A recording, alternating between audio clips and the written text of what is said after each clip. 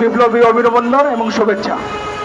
আপনারা জানেন যে গতকাল বাম জোটের প্রোগ্রামে বর্তমান যে কথিত সরকার, আমরা বলবো সেই সরকারের যে লাঠিয়াল বাহিনী, এই পুলিশ দ্বারা আমাদের নেতৃবৃন্দের উপরে মারাত্মকভাবে এবং চরমভাবে আক্রমণ করা হয়েছে। পূর্ব ঘোষিত আমাদের কর্মসূচিতে এই ধরনের ন্যাক্কারজনক হামলা আজকের এই প্রতিবাদ সমাবেশ থেকে আমরা ধিক্কার জানাই এবং প্রতিবাদ জানাই। এবং একই সঙ্গে আমরা বলতে চাই, আপনারা জানেন যে এই যে বর্তমান যে সরকার গত 5ই আগস্টে শ্রমিক কৃষক মেহনতি মানুষের যে অবস্থান, সেই অবস্থানের মধ্য দিয়ে ছাত্র জনতার গণ অভ্যর্থনের মধ্য দিয়ে এই সরকার ক্ষমতায় এসেছে।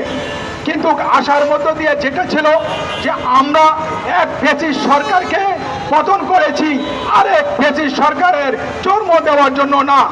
আমরা বলতে চাই যে এই ফ্যাসিস্ট যে আচরণ করতেছে, এই আচরণের মধ্য দিয়ে সে বুঝাচ্ছে যে সে আমেরিকার একটা প্রোডাক্ট।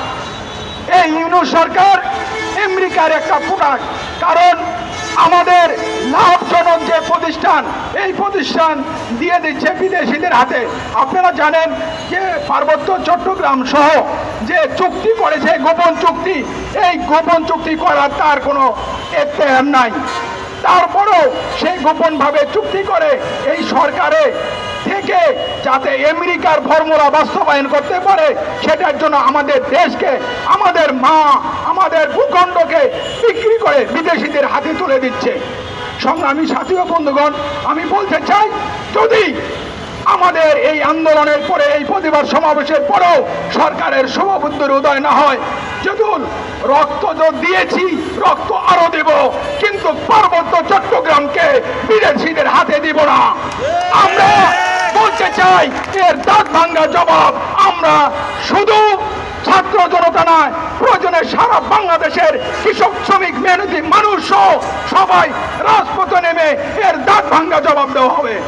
সংগ্রামী সাথী ও বন্ধুগণ, আমরা বলতে চাই, দ্রুত সরে এসেন, চুক্তি বাতিল করেন, জনগণের যে দাবি সেই দাবি বাস্তবায়ন করেন।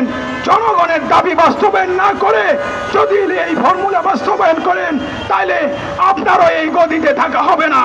প্রয়োজনে আমরা রাজপথে আবারও নামবো। ধন্যবাদ সবাই।